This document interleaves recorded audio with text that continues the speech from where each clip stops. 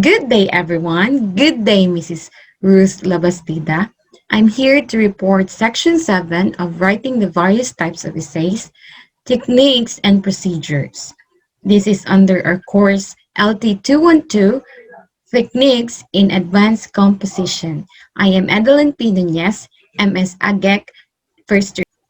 So, um, Section 7 is divided into two, and I am in task to report 7.08 up to 7.15 or 7.15. So 7.08 talks about narrative essay, and 7.09 is simplification essay, and 7.10 is analogy, and 7.11 is cause and effect, and then we have 7.12 induction, and 7.13 is deduction. 7.14 is critical essay, and 7.15 is admission essay. What are these essay? How do they differ from each other? Let's tackle it for my report. So the first one is narrative essay. From the word narrative itself, it just talk about narration.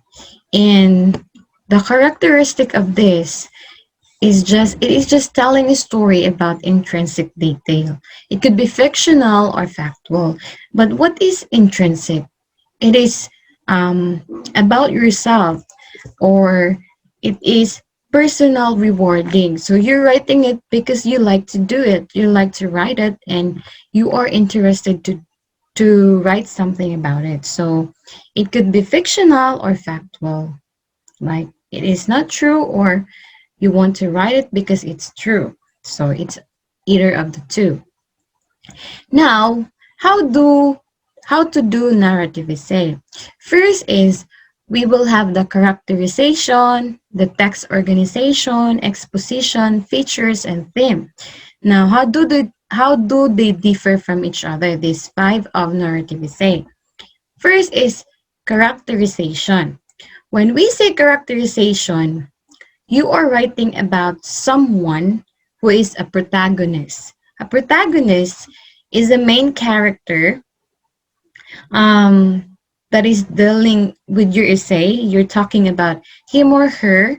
And then in your narrative essay, you also talk about an antagonist, which is a negative character about your essay. So it's like making a scene or a drama where you can find protagonist and antagonist. And then you will also put there the characteristic of sub-characters. So it could be the people around the protagonist that helps him or her to be a protagonist. So muna siya ang characterization. It will talk about the people na naa sa story. So you are going to narrate. Next is we have the text or organization. Now, you will have the plot. So first, you will talk to them about the plot of the story. Kung unsa ang mga panghitabo.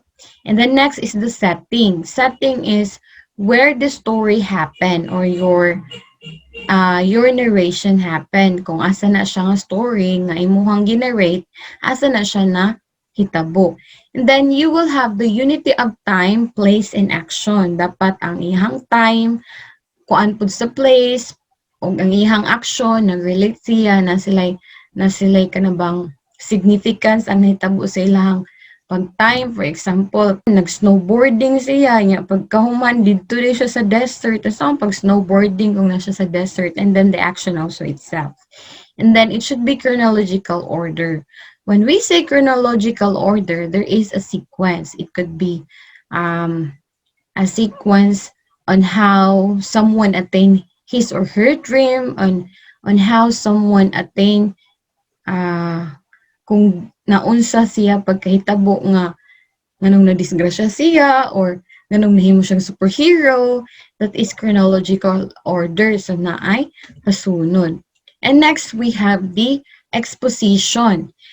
Your exposition must have this thing sa imuhang essay. Na siya conflict, the rising action, and then climax, and then falling action and resolution.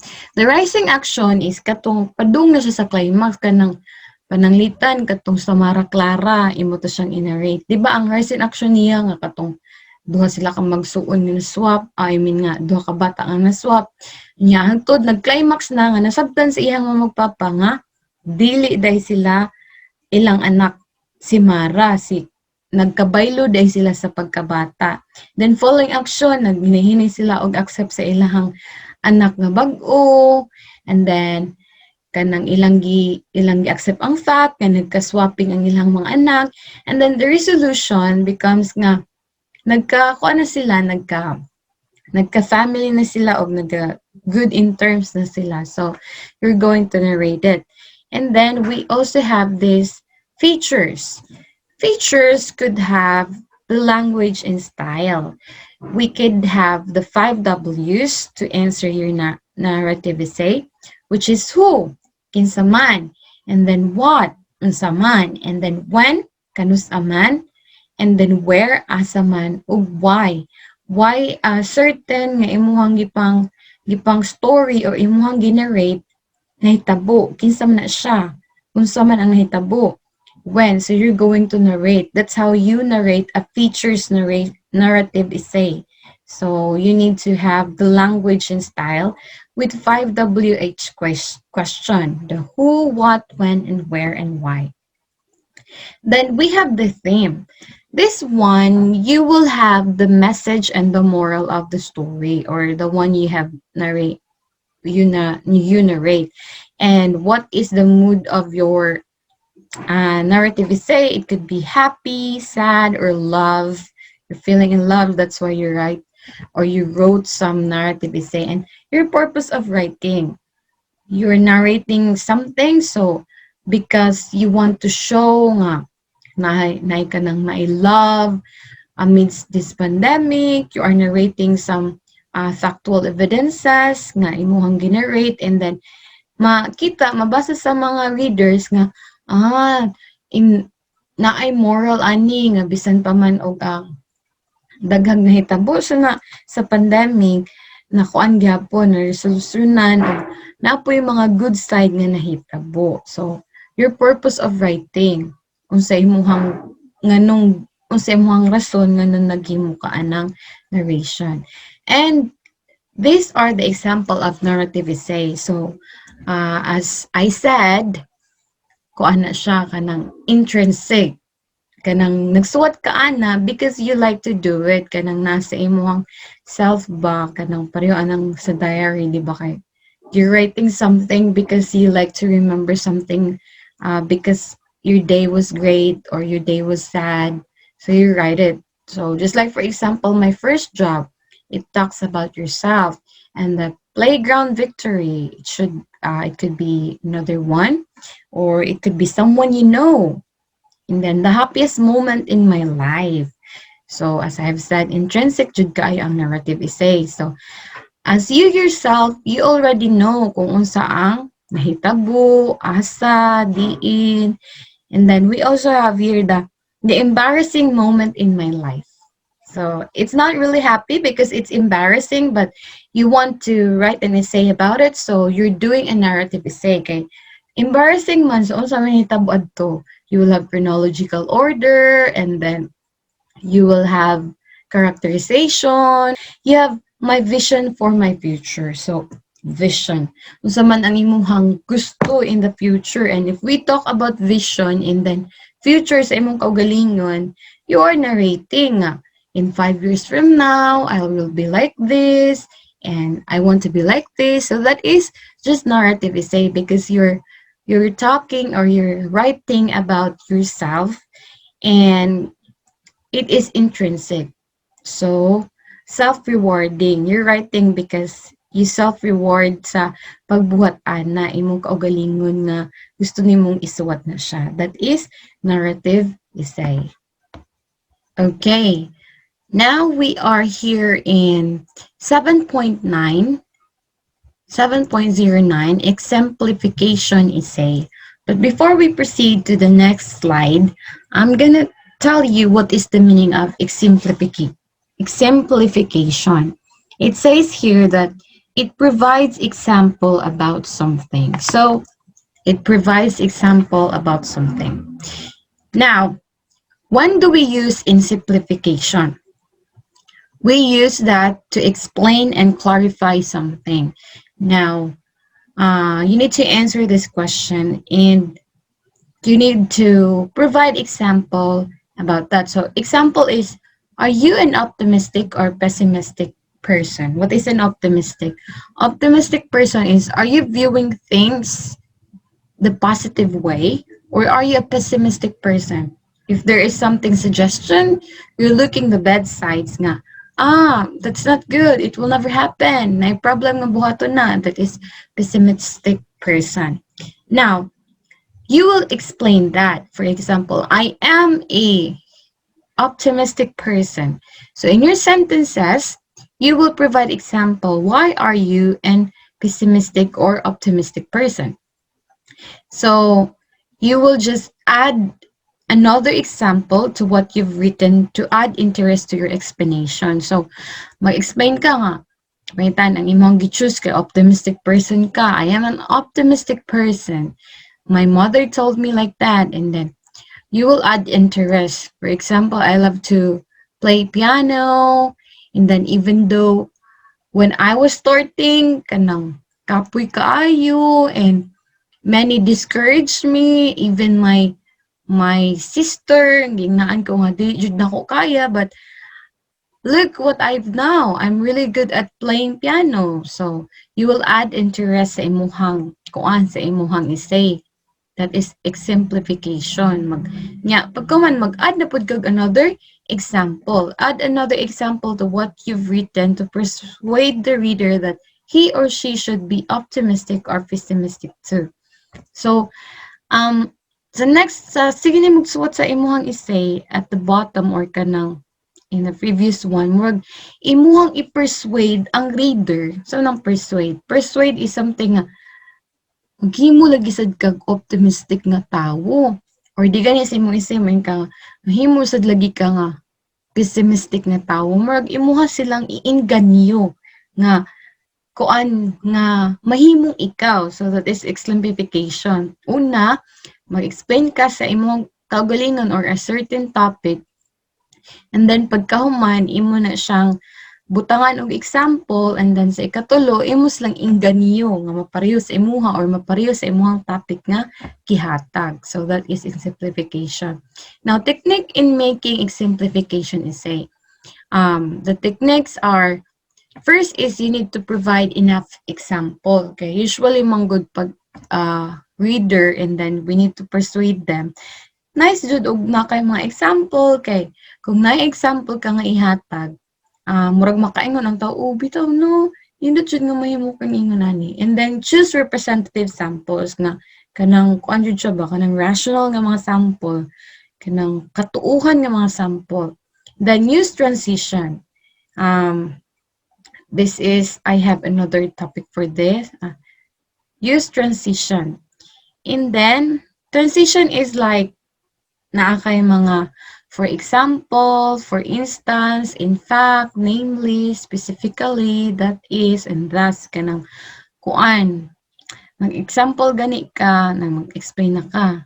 Ang start sa imo ang next nga sentence, kaning ubos, kaning sila.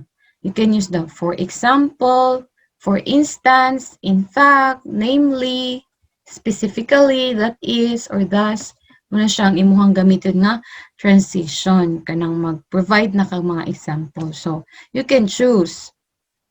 Kani ka diri, for example, maghatag na po kang explanation. For instance, I actually using this, kung maghimo kong essay, mo kalit kog na ikuan, na ko i-explain. Yung pagkahuman, ako din putang dito. For example, yan, nanapod ko yung mga buhaton, nanapod ko yung statement, nanapod ko yung next, for instance, ganaan na. Bali, mag-provide kag mga evidences or mga certain nga mga example nga maka-persuade sa imuhang reader nga tinuod jud ay ang iyang gisulti or ang imong gisuwat. So that is in simplification essay. And then, your introduction includes a thesis statement. Sa mga thesis statement. Thesis statement, kanang murag mga argument ba? kanang imuha siyang murag pang-inganyo. So pag-start pa lang pareho anang kuan maghimo ka og mga tagline katong para itong sa Yolanda nang ingon nga roofless, homeless, but never hopeless. So, start pa lang sa line, that's a thesis statement nga murag pang-inganyo nga mabasa man. Indot lagi ning intro sa iyang essay. So, they're going to read your essay. Then each body paragraph may first develop a separate example. So, body paragraph. Explore one aspect of a single extended example. Then arrange your examples chronologically in order of increasing complexity or in order of importance. So, nagyapon chronological order. So, it could be increasing complexity, kanang nagtika-complex na, or ang importansya. So, parang gusto kang kani ang unang example kay mas pinaka-importante ni hangtod sa pinaka-di-importante or mas una ang katong dili kay pinaka-importante hangtod sa pinaka-importante. You will follow a certain order or chronological order sa paghatag sa imong mga examples. And then, ang imuhang conclusion must reinforce the main idea and may restate the thesis statement. So, ang imuhang conclusion dapat iya jud iana sa imuhang idea kanang murag mag-summary siya pa or kanang magmingon siya nga dapat jud kang maingon ani, dapat jud kang optimistic kay kani kita sa mga example ingon ani siya nga kuan siya nga kanang nahimo siyang optimistic. Sa conclusion imo siyang i-persuade ang reader nga murag imong ibalik ba unsa ang mga imong mga example. And then, i-restate nimo ang imuhang thesis statement katong nasa introduction. So, ang imuhang introduction ug conclusion, dapat sila magka-connect. And then, example, look at the 4 tattoos in the photo. Diba? Patterns for college writing. This one. Now, for the 4 tattoos, how would you describe each of the 4 tattoos pictured? So, mag-brainstorm din ka. Imo din sa imo, kung naay klase, magpa-brainstorm din kanila. So, may feature ani nila. Ganong magpatato man ang tawo. Anong magpatato man? Then, write a sentence or two that describe each of them.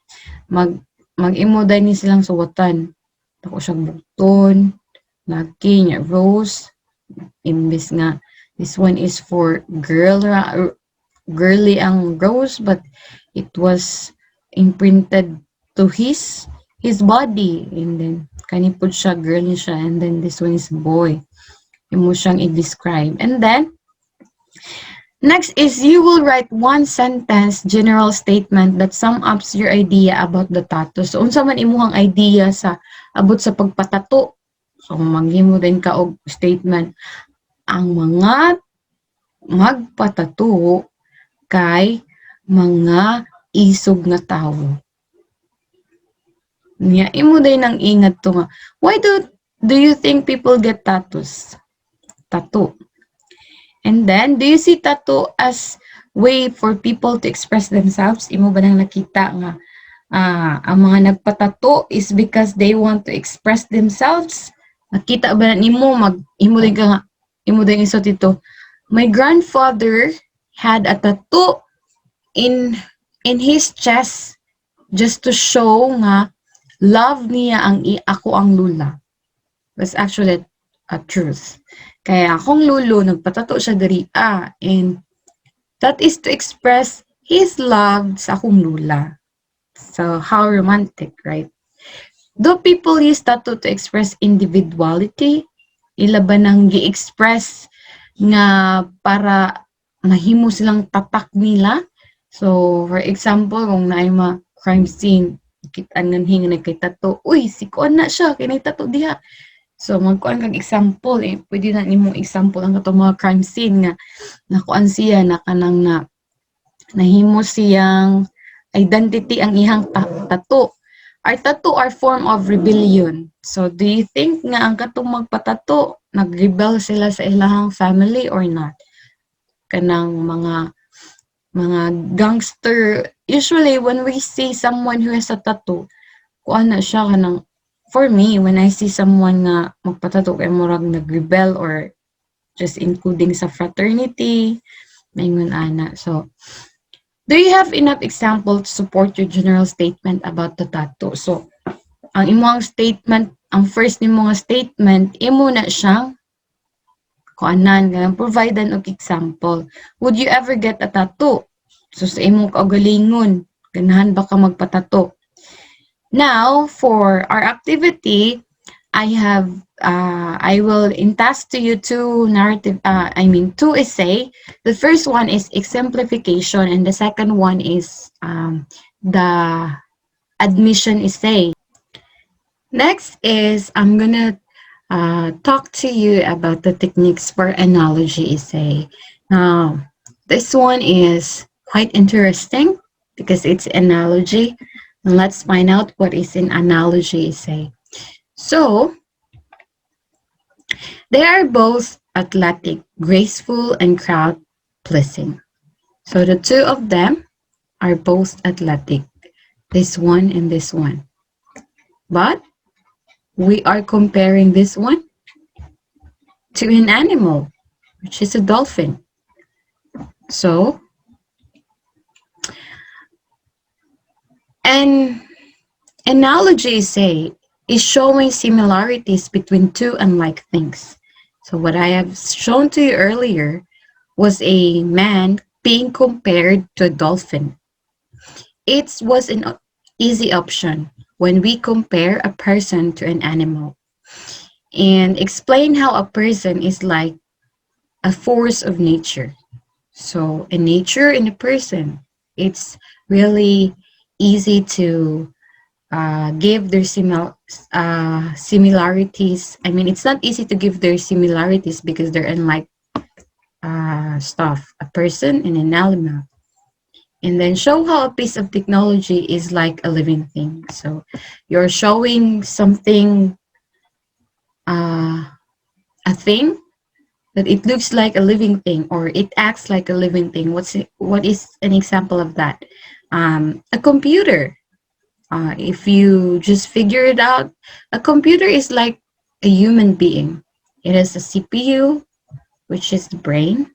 So that's a piece of technology that like a living thing. So they're unlike, but we can see a similarities between the two of them. And detail how a scientific event mimics an everyday occurrence. So scientific event like science fair or how a certain event is like an everyday life to us. And then your job when you write an analogy essay is to enlighten, to surprise, or to amuse the reader.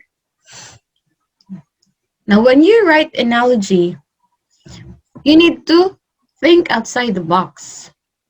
But you will say, I can't think of anything to write for this assignment.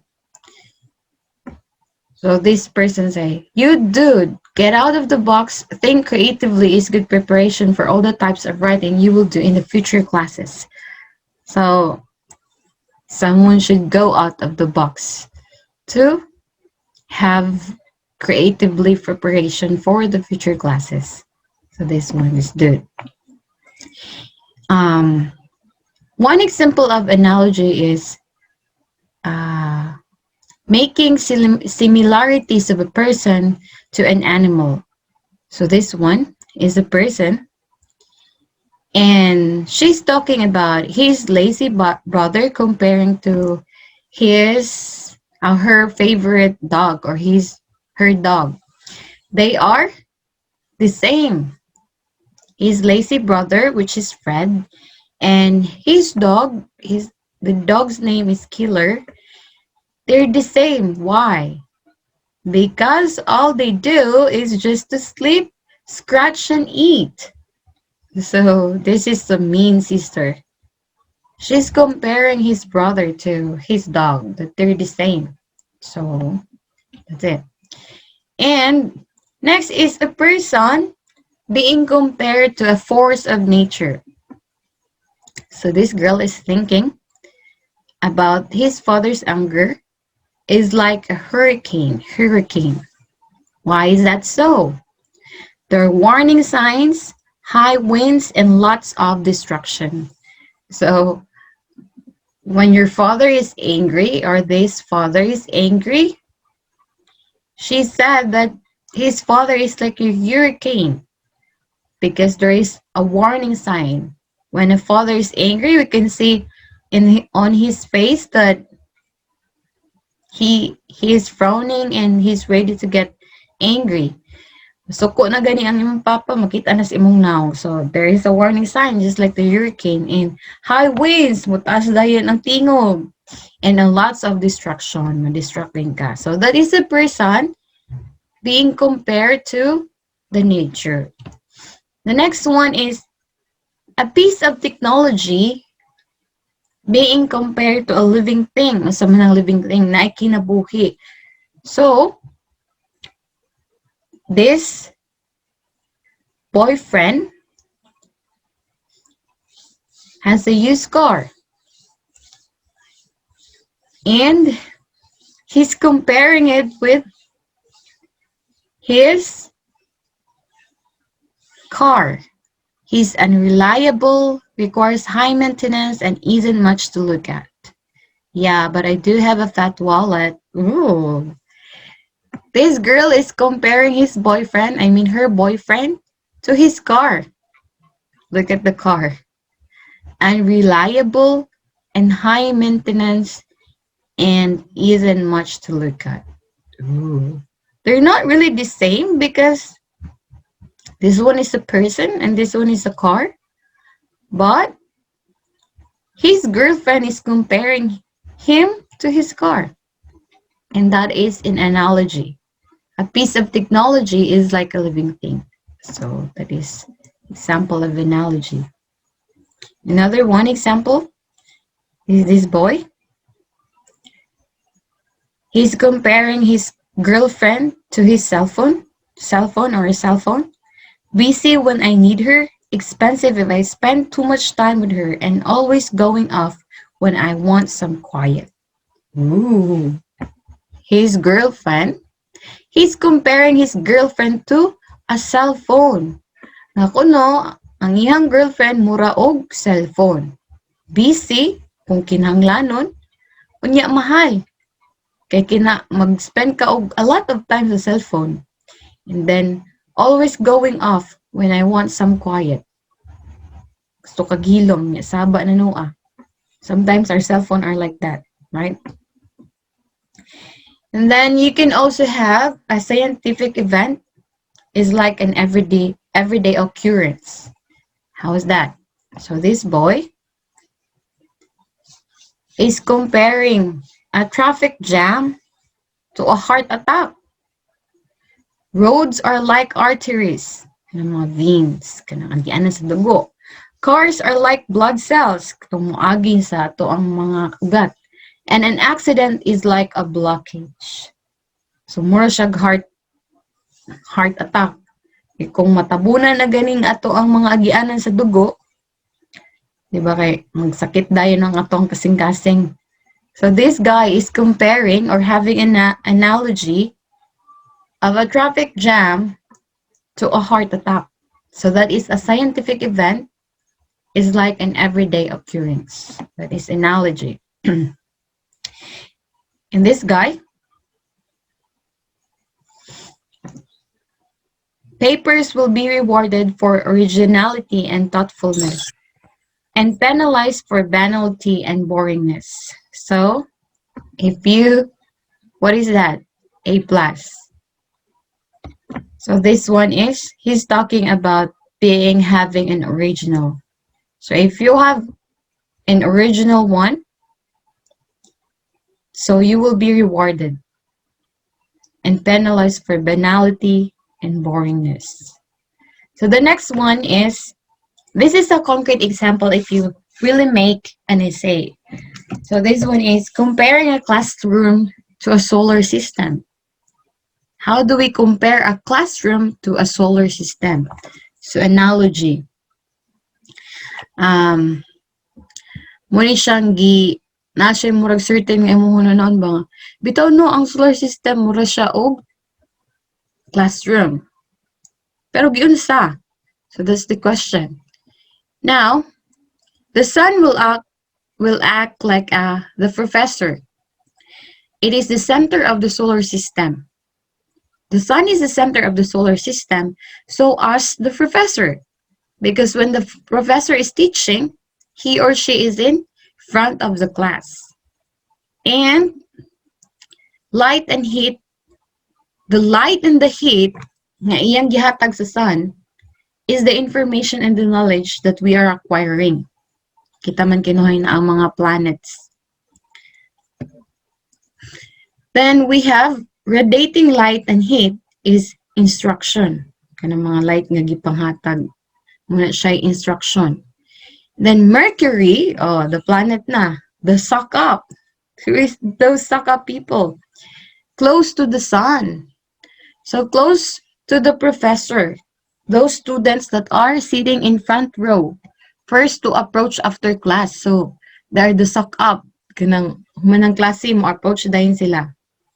And then, they're really close to the professor. Look at this girl.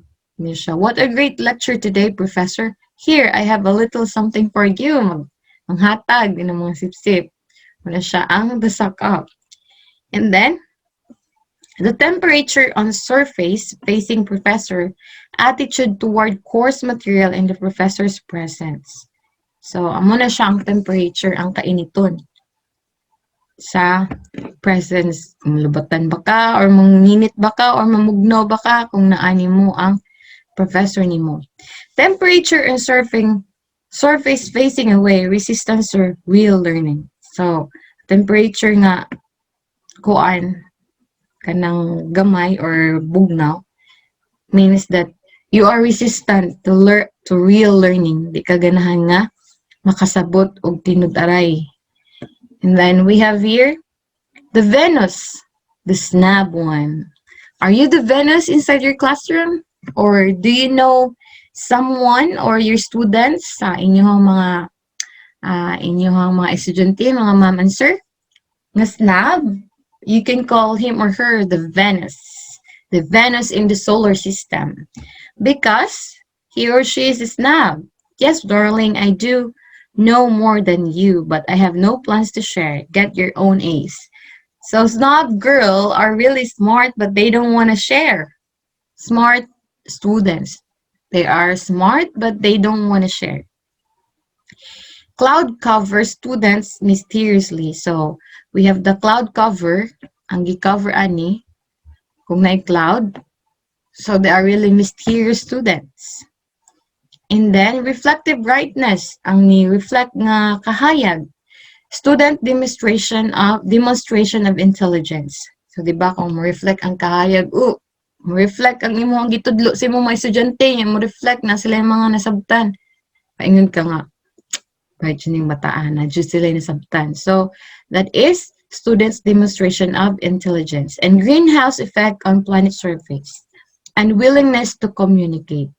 Diba kay mag-block man na ang greenhouse. So they don't really want to communicate. Those are the students who don't really want to communicate. Then we have the earth. Oh, everybody loves earth. Do you think so? Now earth is being compared to a good student. Nga naman. Because of the atmosphere. Willingness to absorb new knowledge. More essays, more grammar. I say, bring it on, professor. Gusto kay ka nang nasilay koan ba? Gusto nila i-feed ang ilang brain. So, do you have that student nga gusto jud nga mag-feed jud sa ilang brain nga gusto jud sila makakaton? So, you can call them as earth student because they have this good ability. And it has a protective ozone layer. Critical thinking. So, critical thinking.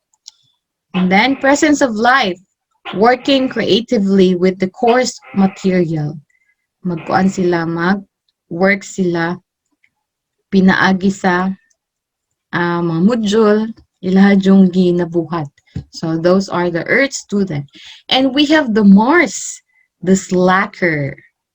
something slacker. So after the Earth, we have the Mars. What is the Mars? What I'm supposed to be in class now. Nang walay na sabtan. So may iyang buhaton nito. So the Mars or the slackers are lack of life on planet surface, lack of interest in the classroom activities. So we also have Mars student. Kanang okay lang, lisod lang. So compare Mars to student. So you can call someone, oh, you're a Mars. Dust storms and planet surface, ineffective application of course material. So within the Mars, na ay dust storm, dagan na dilag dust. Nga, pagdalag dust, gamay ra ang ilahang pagbuhat sa ilang mga buhatunon. And we have its similarity to Earth.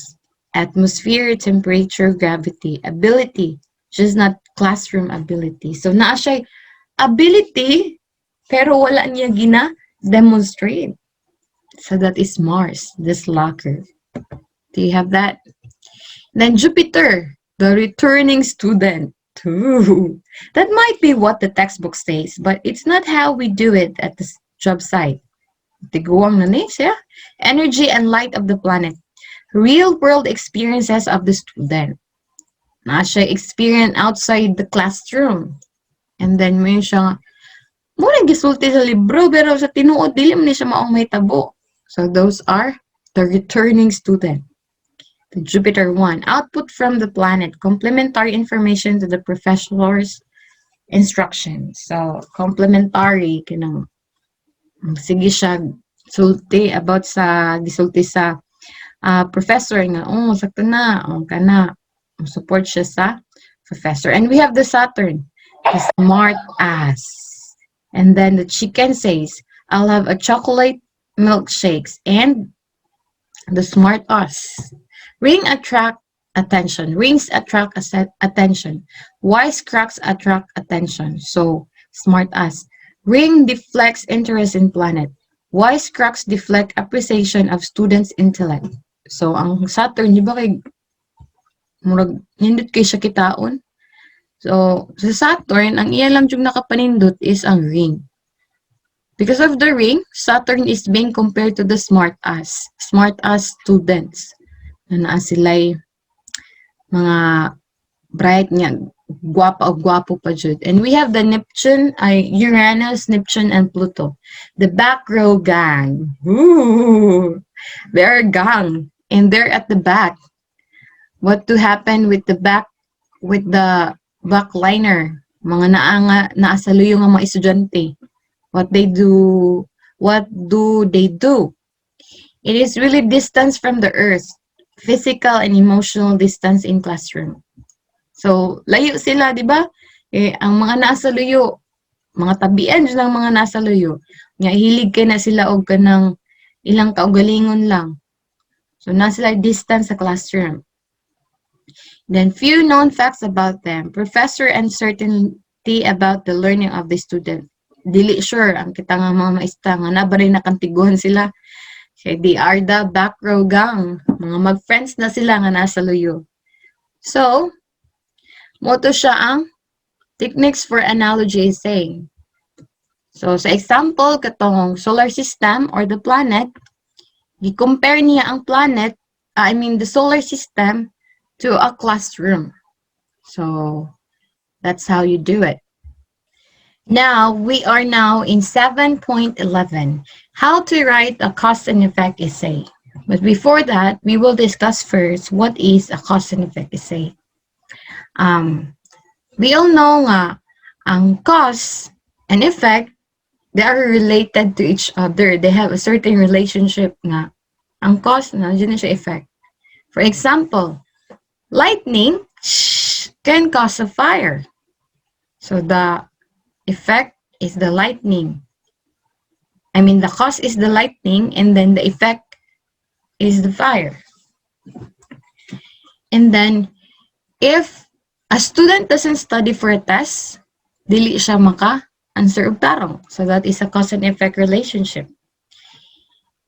A cause and effect essay tells how one event, a cause, leads to another effect. So the lightning can cause a fire. And if a student didn't study, he or she may not have a good grade or cannot perform well during the exam. So what is a cause and effect essay? A cause and effect essay can do one or two things. The first one is it can analyze the ways in which one or more effects can result from one particular cause. So usa lang ang hitabo, pero daghan ang nahimong resulta. Or it can analyze the ways in which one or more causes lead to a particular event. Nag-focus siya sa causes. So ang first, nag-focus siya sa effect. Usa lang ang hinungdan, damo ang epekto. Or daghan ang causes, usara ang epekto. Usara ang kuan, ang nahimong epekto. So when we focus on the effects, for example, kanang lightning. Kung sa may na lightning, pwede na sunog, pwede maguba ang kahoy, or daghan siya og ma-effect.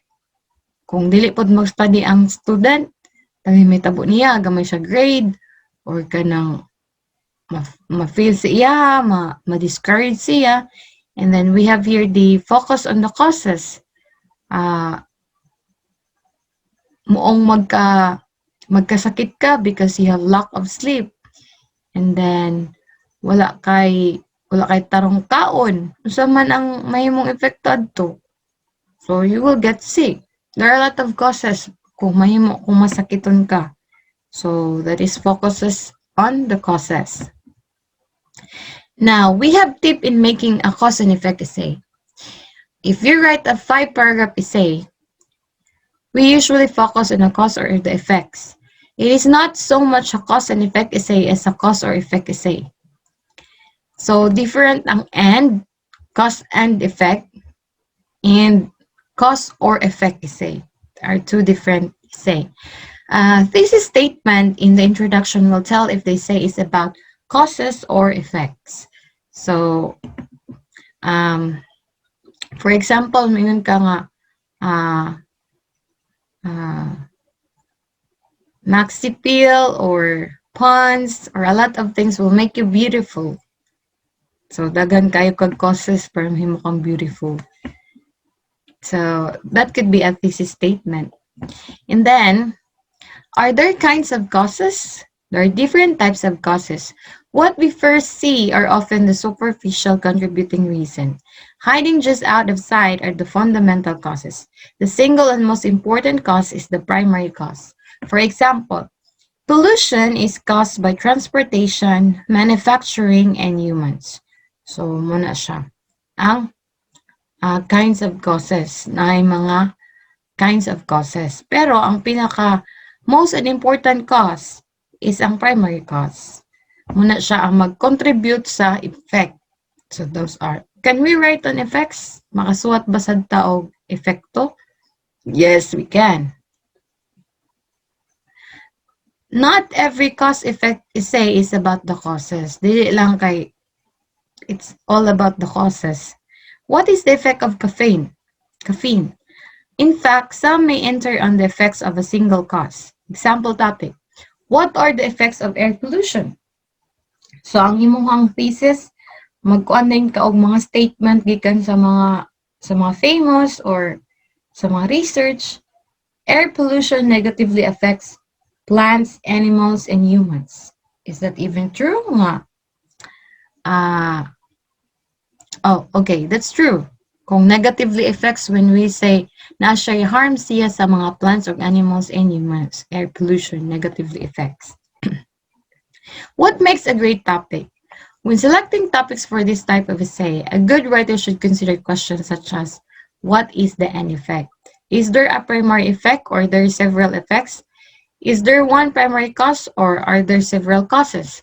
So if your focus is on causes, the cause of high divorce rates in some countries. So, may mga rason nga nung daghan man sila og kuan kanang na nag-divorce. So, kung mag-focus ka sa effect, so may effect sa divorce. May mga estudyante or mga anak nga maglakwat siya o kanang muhay ang mga concubine. Yeah. Daghag mga epekto. Pero ang causes po gani, di sila magkasinabot, kana mo na siya ang focus sa imong essay. Then the cause of world war, yeah, the effect of world war. The cause of certain type of cancer, the effect of cancer in the body. The cause of pollution, the effect of pollution. The cause of changes in weather over the past century, and the effects of changing weather on the society. So, kani siya, focus siya sa causes. And this one is focuses on effects. But you can write the two of them. Cause and effect is say. So, it's up to you how to you write it. And what should be avoided? We need not to lose focus. Kay daga naman kay kag issue nga gibutang, kaya pollution yan, nag-control cancer. So, just don't cover too many parts of the issue. You can cover all the effects of air pollution. Just pick 3 important ones to write about. Dili na ang dagan na kaig effect, dagan mag effect ang kuan, ang pollution. But you can just cover or 2 or 3. For example, use air pollution effect on plants, animals, and humans. So man ang iyahang epekto nga to sa plants and animals and human. So you will discuss unsa ang epekto niya nga to sa plants. Ang air pollution, kung plants kay makadaot or makanindot ba siya or kanang magkahugaw ba ang iyahang palibot. Then the animals, kahugaw ang gikaon, and then the human. Then you just provide an examples. Then what is in the introduction? The introduction, we have the introduction, the body, and then the conclusion if we have the cause and effect. So the introduction, lead, hook attention, grabber. Kung magbuhat na ka o ginanaan na ka ng essay, na dyan ay thesis title or thesis statement na maka-attract sa mga readers mga, ooh, this essay is really good to read. But it just talk about the causes or the effect, and you will have the general background information in the topic. And as I have said, it should be a thesis statement. Thesis statement ang sa una kay. Magbasa pa lang sa sentence, ooh, this one is interesting. So that's what you put in your introduction. Then you have the body. Each cause or effects gets its own body paragraph. First sentence is a topic sentence that state what a cause or effect is. Imo i-explain nga to sa ang cause, kung sa ang effect, and give supporting details sa body. Use transition words to analyze the process rather than describe it. Do you know what's transition word? Like first, second, third, for example, para makasabot ang kanang imong reader nga naghatag kag example or kani siya part ni siya sa cause and effect na first muna siya ang hitabo, second, it's really good if you use transition sa pagbuhat ninyo og essay. And remember, we're telling why because it is a cause and effect essay. Imuhang gi-explain nganong mo na siya ang cause or nganong mo na siya ang effect. And then we have the conclusion. Rewords the thesis and basis for the effects, and summarize the primary cause or effects, and speculates on the best solution of the problem. So that is the part of the cause and effect essay. So that's all for cause and effect essay. So we are now in 7.12 and 7.13, the deductive and inductive essay. I just put them together because they are just same pero not same. Pareho silang pattern pero lain-lain ang iyang pagkabutang. So what are the when we say deductive reasoning, ang essay ani siya more siya reasoning, nag-reason out ka. We have the deduction and induction. When we say deduction, reasoning from general premises. So general siya hangtod nag tika specific. And then you have the induction, reasoning from specific to more general. Paano siya? Both deductive and inductive arguments occur frequently and naturally. Both forms of reasoning can be equally compelling and persuasive. Neither form is preferred over the other. So walay kuan nila, walay mas maayo, walay mas bati. So whichever of the two is preferred nimo nga buhaton sa imong essay sa pag-reason out. Because deduction and induction is just like reasoning out. So in deduction, commonly associated with formal logic, involves reasoning from known premises or premises presumed to be true to a certain conclusion. So naakay conclusion because it is an inverted triangle and the conclusion are reached a certain inevitable inescapable. This one is the induction, commonly known as informal logic or everyday argument. Involves drawing uncertain inferences based on probabilistic reasoning. The conclusion reached are probable, reasonable, and plausible. So, this is the inductive and deductive reasoning sa ipagbuhat ni mong essay because I couldn't really find some handouts for essay, but kung mag-search ko, it's all about reasoning. So, I conclude na deductive and inductive essay is just inductive and deductive reasoning. So, as you can see, this is inductive reasoning. Magkuan ka. This is an example. Specific sa siya. The number of adolescent suicide attempts increasing. So, that is really specific. Specific evidence. Last year daw, na the high school nga nag-attempt of suicide. Guidance counselor, evidence about conclusion, our high school should create a suicide prevention program. Kani, this is very specific ng mga high school.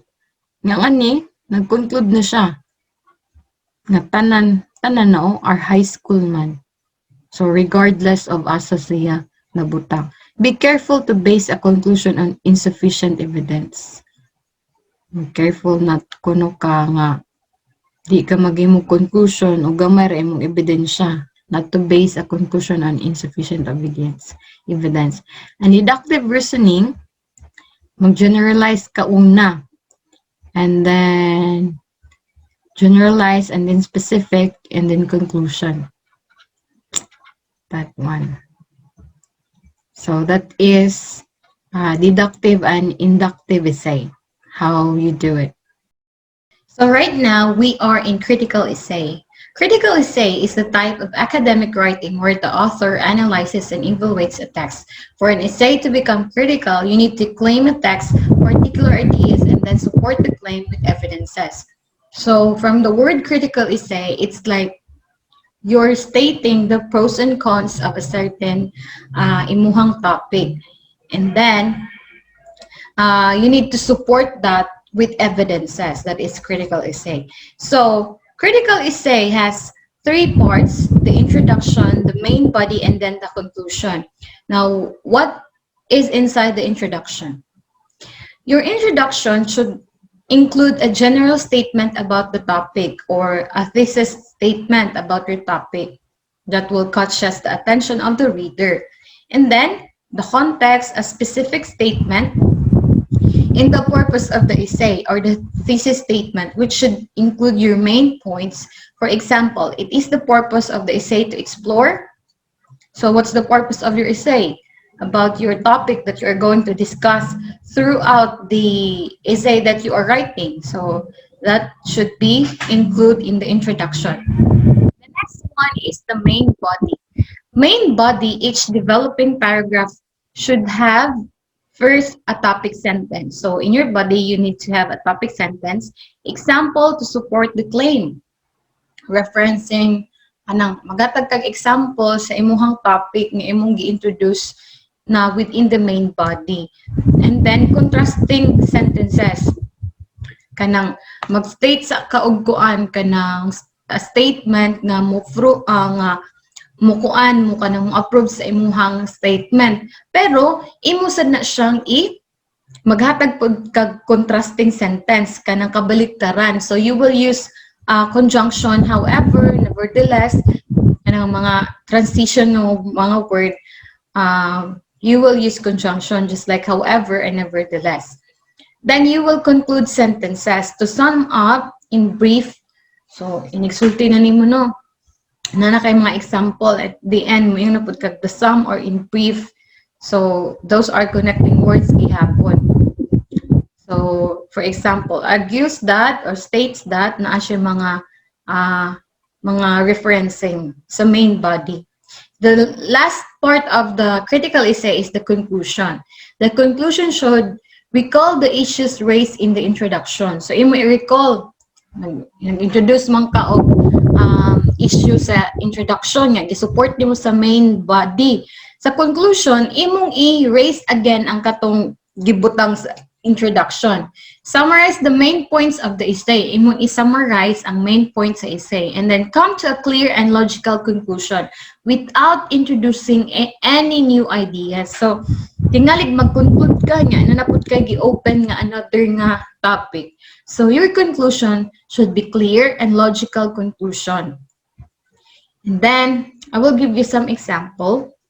No, this is the summary. So, for the introduction, generate 10% of the total count of the total word count. So, for all your statements sa imong essay, 10% sa mga wording ana should come from the introduction. So, you have the general statement about the topic, the context, specific statement, purpose of the essay or the thesis statement. For example, it is the purpose of this essay to explore the advantages and disadvantages of a certain topic. Muna siya. Imo day nang i-explain diha sa introduction niya. Sa main body, first, before looking at, it is important to take an overview of itong imong topic sentence niya. Example, to support your claim with referencing and contrasting. Referencing is you will use some data from the thesis or kanang mga research, contrasting sentences, concluding sentences. This is referencing. This is how will you do referencing. And then in conclusion, 10% lang. So if introduction includes 10% word count and conclusion 10% word count too, sa main body should be 80% of your topic should be in the main body. 80% of the words. Sa conclusion po, to conclude, in conclusion, mag-start na siya mga inun-ani. Then, imo i-recall ang gi-raise nga issue diri sa introduction. Summarize the main points of the essay. Imo siyang i-summarize, then come to a clear conclusion without introducing any new topic. So this slide is just a summary for the previous 3 slides. So I will give you an example. We need to discuss the changing role of women in the 20th century. The topic or the content words is discussing the changing role of women. Giunsa man nila nag-change ang role sa women karon nga 20th century na. Focus or limiting words. Changing. Role of women, and then ang limiting words is ang changing. Muna ang pagkabalhin lang ang imuhang i-focus. Then you will have direction word, discuss. So you need to discuss the changing of role of women. So you need to discuss. And then as well as analyzing the question, think carefully about any guidelines you have been given and learning outcomes you need to show evidence of. So step 1, explore the topic. So the topic is changing about, right? What do you already know about the topic? Unsa man imuhang nasabtan about changing the role of women? Make some brief notes and summarize your idea. So mag-note ka. What does your current knowledge of this topic contribute to your assessment of this material? Unsa man ang imuhang nasabtan nga pwede ma-contribute sa imong paghimo sa imong essay? Have you already undertaken research in this area? Nakapag-research na ba ka? Have you experienced doing hands-on or imuhang kaugalingon nga research? And think about the issues which surround the topic. Can you identify the key trends? So, magkuan ka og mga topic nga or mga issue nga nag-surround po sa the role of women. Di ba karon kay nanay mga president sa una kay ang mga women nara sila balay nga. If you take to read the history of Philippines, women are just entitled not to study. Nara sila sa balay. So ang ilaha lang sa diyan kay pag-agansilyo. And then when the time passed, and then a lot of changes occur. So, naaba na issue nga imong nasabtan nga pwedeng makapag-explain sa imuhang topic. Then you need, step 2 is develop your argument. Your aim is to present your view on this topic, to argue your case via the creation of a clear, strong, coherent argument to support your ideas. So, mag-argue ka sa imong essay. And then your argument should underpin your conclusion. Dapat ang imong argument mukuan po siya sa conclusion, connect siya sa conclusion. Think about how will you convince your reader of your viewpoint. So, saan ka niyo pag-convince sa reader na nag-change jud ang women. So, that one. And step 3, create a convincing agreement. So, mag-create ka og kuan ka ng makadani nga argumento. Complete the following sentence. People should be encouraged to smoke because smoke releases stress. That could be an example. Diba? Mag-smoke ang usa ka tao because it could release stress. And then the next one is step 4, use evidence to support your viewpoint. Imuha ng mag-support ka according to research katong mga nag-smoke, makaayo to sa ilang lawas o dili kay sila mag-suicide katong ga-smoke because it will release stress, right? Having explored the literature showed what evidence is available. So, magbasa kag daghan. Makagakandak ani spaces that you need to read a lot of books in order to support your hypothesis or your methodology or sa unsa man na diha nga maka-show og evidence about sa imong mga buluhaton. Assess its strengths and weaknesses. Imo i-assess ang maayo ana niya ug ang iyahang weaknesses. And then, consider current theories. So, na yung mga bag-ong mga theories nga pero atong changing of rule of women, so may theory na ang bai kay tungod sa change na ang rules of women, himo na silang mga empower na, then ang mga boy, daghan na po yung mag-depend sa girl, mga ingon ana. And then, identify areas of debate and disagreement. So, asa may ni-agree, asa may nag-disagree, diha, then imuha na siyang i-state sa imuhang essay. And then, are there discussion, debates, theories which are not in accord with your viewpoint? Na ba na discussion nga, ingon ana nga, wala na connected sa imuhang viewpoint. Then, consider the evidence that they are based on, is it convincing? So, ang imong mga evidence ng gipakita or imong gi-state, convincing ba? Makapadani ba na siya sa mga tao? Then number 5 is you need to present or write your essay in a clear and coherent way. Na jud siya pasunod or makita jud nimo nga naa kay follow nga pattern o kanang masabtan siya, dili siya libog. Nga ang imong mga example nga nagkarakas-rakas, so you need to show it in a coherent way. Structure your argument by moving from point to point. It has to be logical, clear, coherent, working towards the conclusion. So your conclusion, dapat ang imuhang mga example mo padayag jud sa iyahang conclusion. Think about the most logical way of presenting the discussion. So gusto ka ba nga ma-fun or just a melodrama? It's up to you. Visualize your argument as a series of stepping stones laid out clearly on a path towards your conclusion, which should be logical based on clear reasoning well supported by evidences. So those are the 5 steps in considering before you write a critical essay. So these are the guide question when you do some critical essay. So if you want to read this one, this will be the guide when you do some critical essay.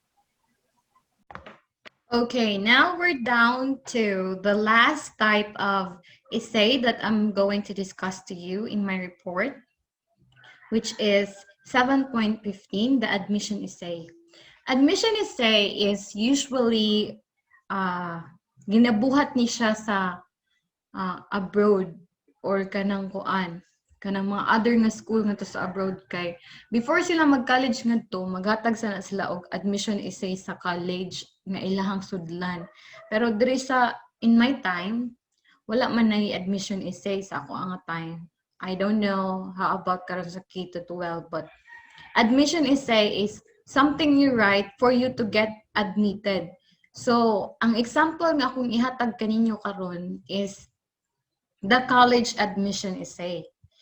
And I will not I will not discuss ang mga ways sa pagbuhat, mga step, because katong nga grade ko og admission essay is something unique sa imuha nga ganahan nimo ang admission committee nga i-accept ka sa ilang college. So there is no really particular pattern nga kinahanglan nimo nga i-assess para atong mga previous nga essay nga dapat na pros and cons nga ang sa narrative nag-merit lang.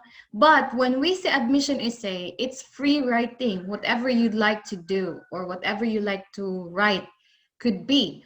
But there is something na dapat nimong buhaton or ug dili nimo dapat buhaton when you write an admission essay. So for today, I'm gonna discuss the do's and don'ts that you need to do in writing an essay, an admission essay, particularly in college essay. So sometimes we let students write themselves in. So that is what Dean of Admission Sarah Lawrence College. The essay gives us something the numbers don't reveal. So this is qualitative. Kung maghimo kag admission essay because it will talk about you, dili lang ang sa imuhang mga unsa imong na-achieve, daghan ba ka og mga certificates, but essay will talk something about you.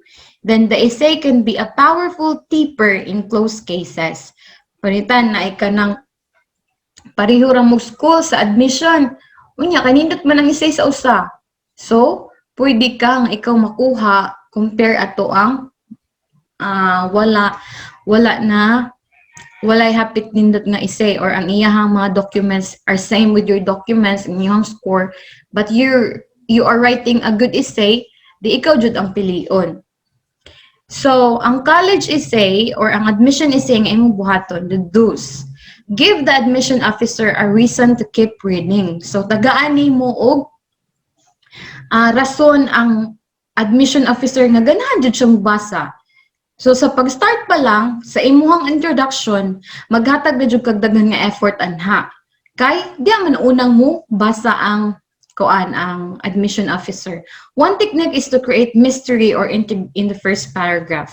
Do not give away the whole story right at the beginning. So dili nimo ihatag ang story sa sa first pa lang nga sentence.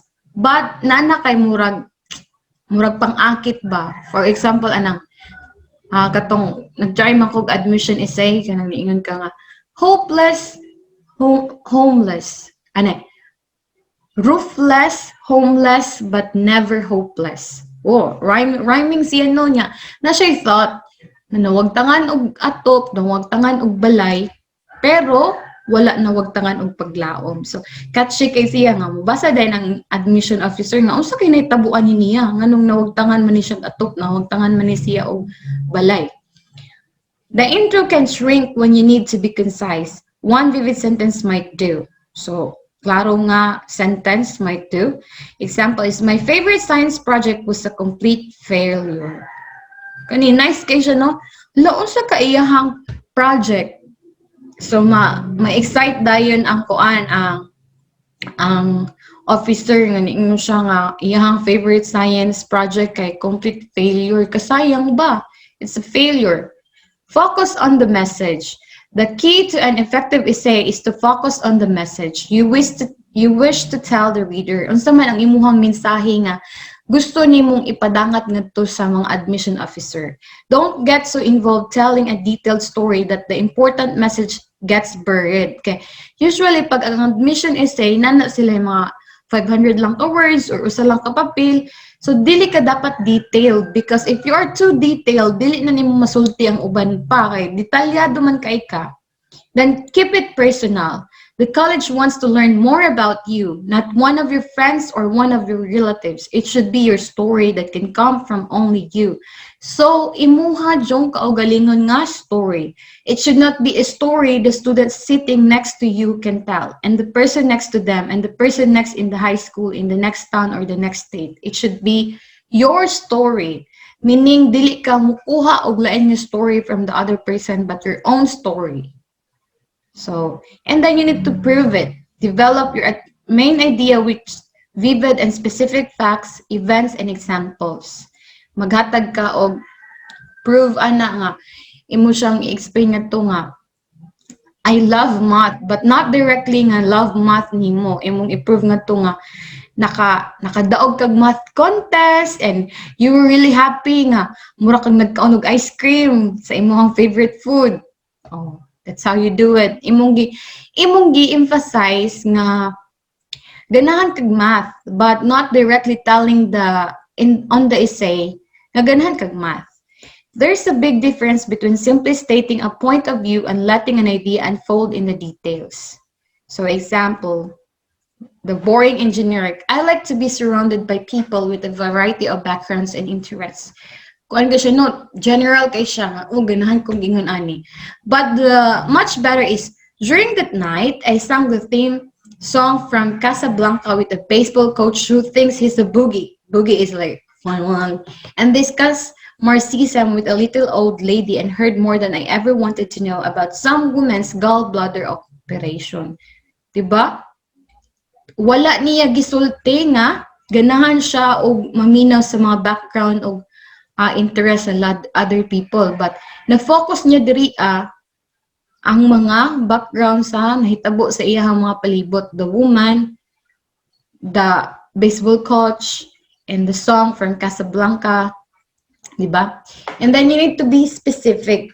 Avoid claims, generic, and predictable writing by using vivid and specific details. For example, I want to help people. I have gotten so much out of life through the love and guidance of my family. I feel that many individuals have not been as fortunate. Therefore, I would like to expand the lives of others. Wow! Very, kuan kay siya, very vocal and generic. But the much better is, you will say, my mom and dad stood on plenty of sidelines till their shoes filled with water and their fingers turned white, or somebody's golden retriever signed his name on their coats in mud. That kind of commitment is what I'd like to bring to working with fourth graders. O, indot kayo, no? Iyagi, hatag og example iyang mom and dad. But, iya po giingon nga gusto siyang maingon ana. So, that's an admission essay.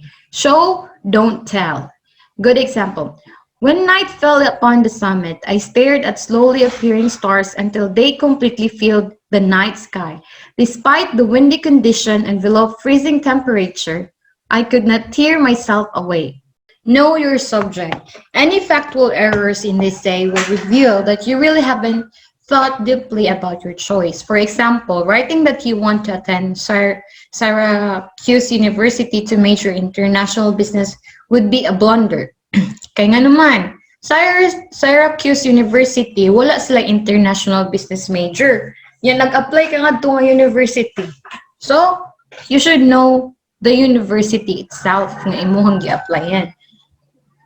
Imo ka admission essay sa ilang university sa course or sa degree program nga wala nila gi-offer. So, it's not really good.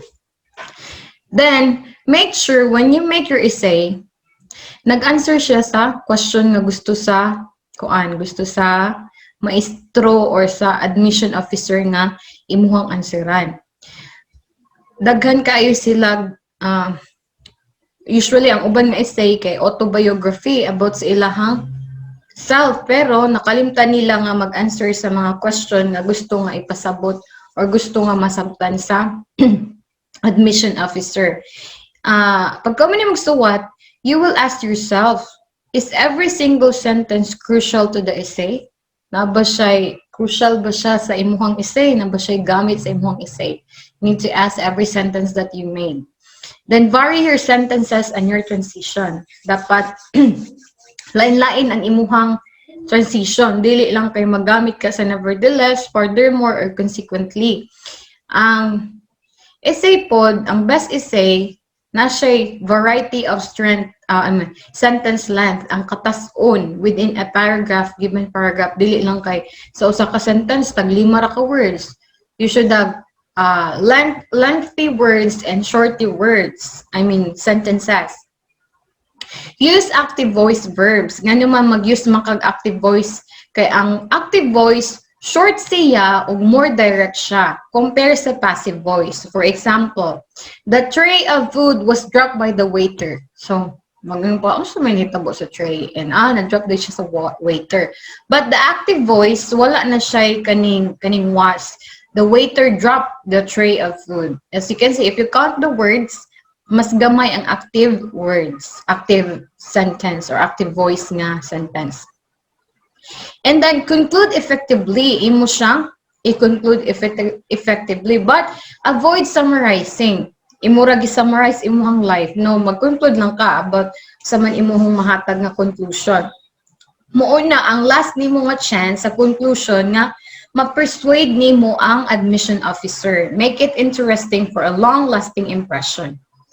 Mosad ni, ang sunod is the things that you need not to do when you make an admission essay. So first is, don't tell them what you think they want to hear. Ayaw sulti sila sa mga butang na nagtuo ka nga gusto nilang mas mabatian sa imo nga. Example, their university. Moingon din kasi mo say, I like your new university because it is so good and it is so... Kaya ba naman na sila? They already know, the admission officer know already that their school are really good and it is nindot siyang eskwelahan. What they really want to know is ang way kung unsaon nila pag-view ka nga as a applicant. Not as their school. Di nila gusto masabtan unsa imong pagkita sa ilang school. Kung dili, unsaon kanila pagkita as an applicant. Next is,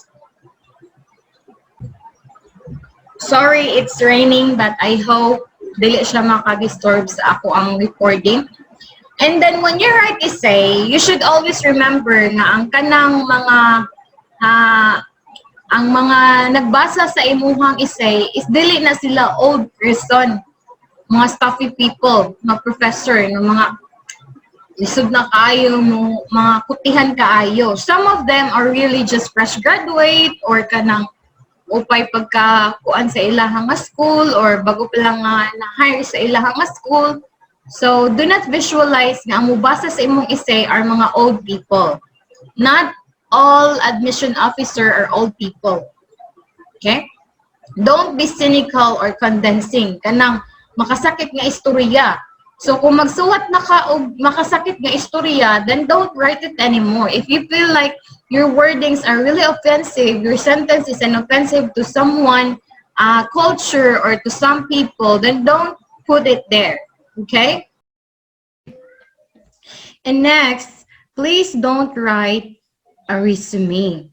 So, for example, nakasuwat na ka ngadto na naman na ang application man good, college application is not just merely nga essay lang na siya. Dito ibutang imuhang mga certificates, imuhang mga achievements, imuhang diploma, imuhang TOR, or imuhang Form 137.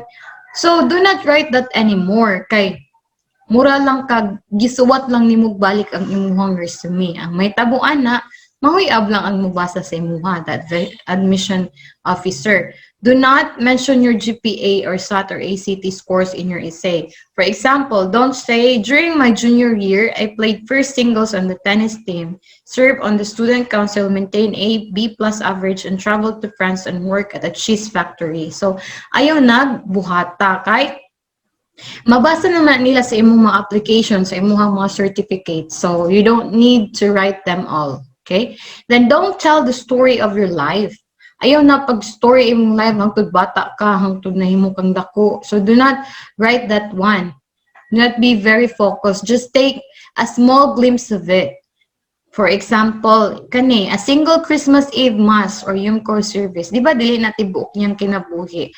He or she just talking about a Christmas Eve and a meal of boiled tongue in starch porridge. spoiled tongue. One day of scooping ice cream at Lime Ricky's. So it does not talk about his or her entire life, but just a specific and focused event of his or her life.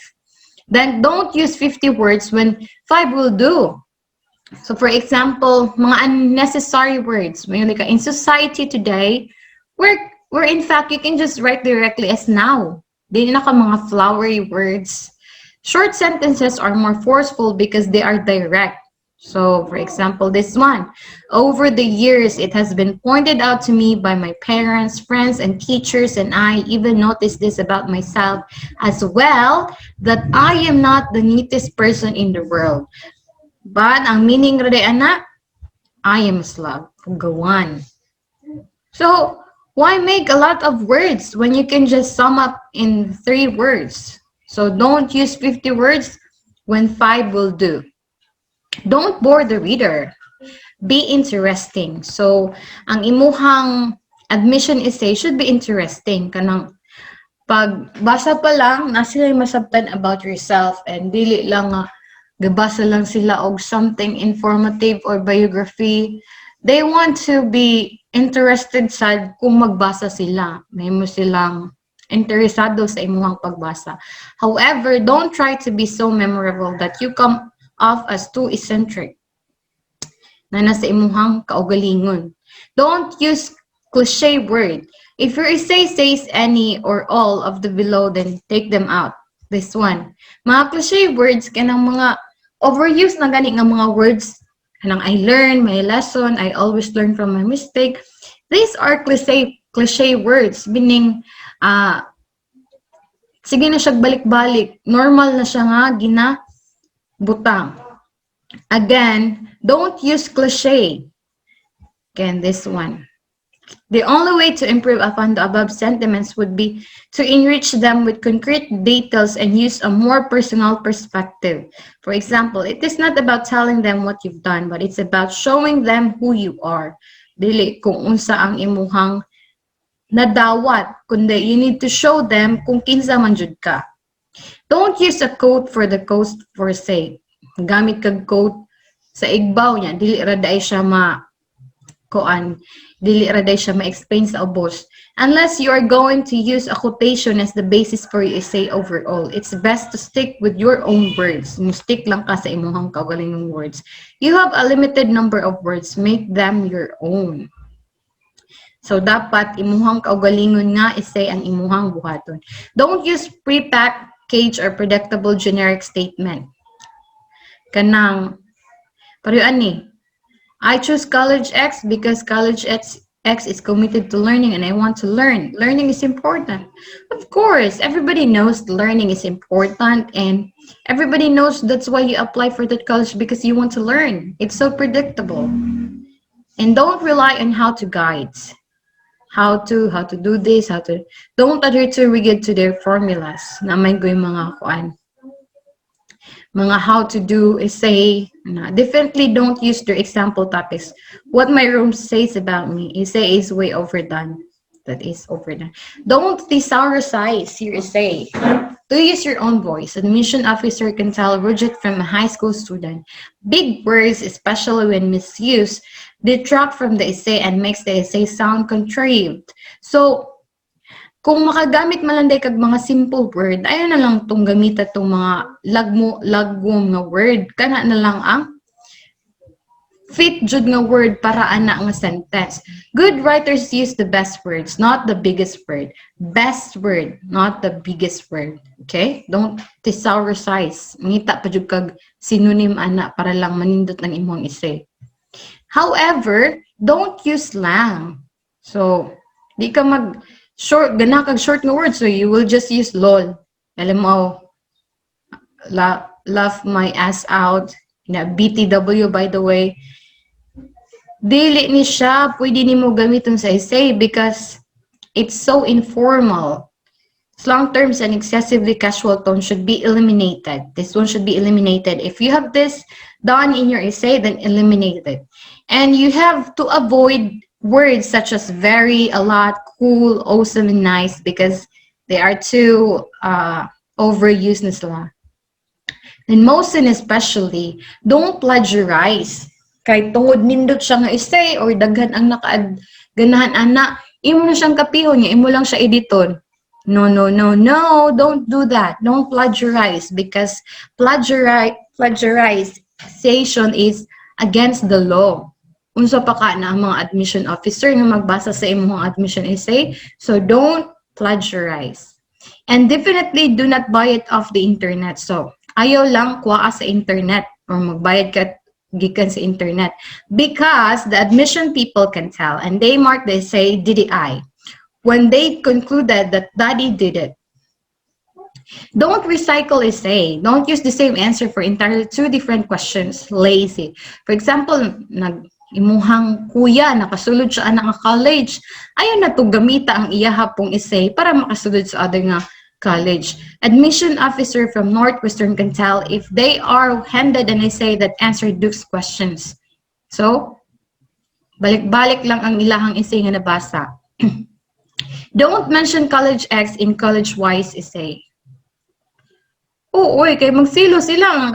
Di man day kaganahan sa amo ang mga gamit or mga facility or mga environment nga gi-mention man automatically you're not admitted. Example, I can't wait to wear a Harvard sweatshirt. Gusto ka mo use of Harvard sweatshirt niya dito day ka nag-apply sa UM. So, most importantly, don't forget to proofread. Kani jud no, munang kung maghimo kag admission essay, kung imo na siyang ipas February 2021, dapat last year pa lang, February 2020, naghimo na kag essay. Kay para mag-proofread nimo ang mga bad spelling, bad writing, nga naman, distracting na. If you have wrong spelling, meaning ana, careless kaayo ka nga pagka-estudyante because you did not give too much effort to do your essay. After I graduate, form. This should be form, right? I plan to work for a non-profit organization during the summer. Oops. This one should be from. And another one, this one, best fried. So Daniel was being fried because you said in your essay, from that day on, Daniel was my best fried. Was Daniel a chicken that you fried him? So, I hope nga, dili mga ingon ani ang mga misspell if you do some admission essay. So, I have shared to you the various types of essay for section 7. We have discussed 1, 2, 3, 4, 5, 6, 7, 8 various types of essay. So, for your learning task, I want you to make one essay for exemplification and one essay for admission essay. So, I mean, you can just choose one exemplification or one admission essay. Just the two. Learning task, make an exemplification essay or admission essay. Because I think that one is, I find it interesting and I want you to have that essay. So I have discussed to you the various types of essay and techniques and procedures on how to do these 7 essays. So this is Edelyn P. Nuñez, MS Ag first year student reporting. Thank you for listening and have a nice day. Thank you. Bye-bye.